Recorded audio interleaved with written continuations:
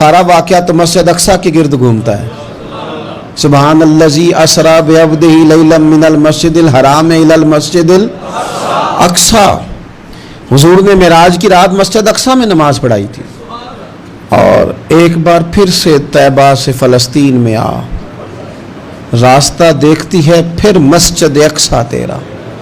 ایک بار حضور گئے تھے مکے سے مسجد اقصی، اور پھر حضور فرماتے ہیں جب میں واپس گیا نا تو کفار میں جو کہ مسجد اقصی دیکھی ہوئی تھی تو مجھ سے پوچھنا شروع کر دیا کہ مسجد اقصی کی کھڑکیاں کتنی ہیں، دروازے کتنے ہیں، پلر کتنے ہیں۔ جب انہوں نے سوال جواب کیے تو حضور فرماتے ہیں کہ رب کریم نے مسجد اقصی کو اٹھا کے میرے سامنے رکھ دیا۔ میں دیکھتا جاتا تھا، بتاتا جاتا تھا، کہہ لوں بات کر لوں۔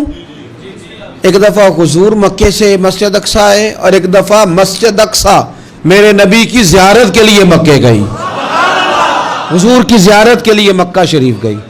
اور میرے نبی تو صرف کسی چیز کی طرف ایک دفعہ دیکھ لیں تو وہ رحمت کے پھول کھلتے ہیں۔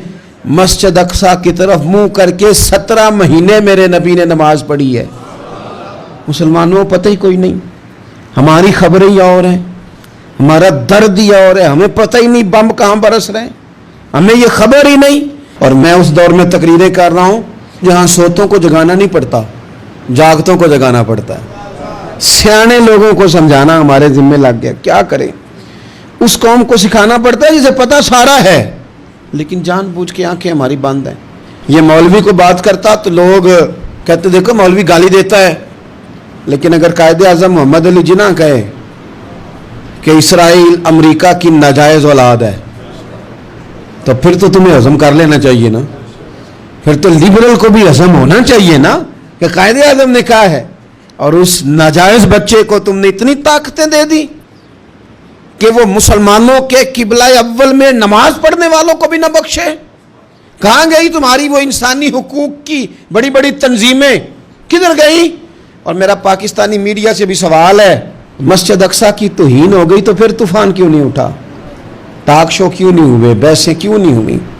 میں اس موم بتی مافیا کا کیا کروں؟ ان لبرل لوگوں کا کیا کروں؟ ان کے سپورٹروں ووٹروں کا کیا کروں؟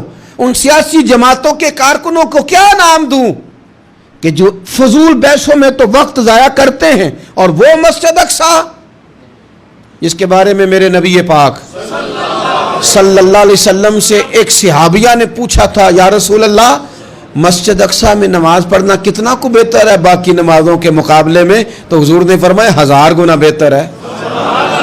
بی بی عرض کرنے لگی سونیا میں جا تو نہیں سکتی، دل بڑا کرتا ہے۔ تو حضور نے فرمایا جا نہیں سکتی تو وہاں تیل ہی بھجوا دے، جس میں حاضری لگوانے کی حضور بات کریں جس مسجد میں۔ اور نبی پاک علیہ السلام نے فرمایا خاص کر کے سفر کرنا ہوا تو 3 مسجدوں کے لیے کرنا، ایک مسجد حرام بیت اللہ کے لیے، ایک مسجد نبوی کے لیے، اور تیسرا مسجد اقصی کے لیے۔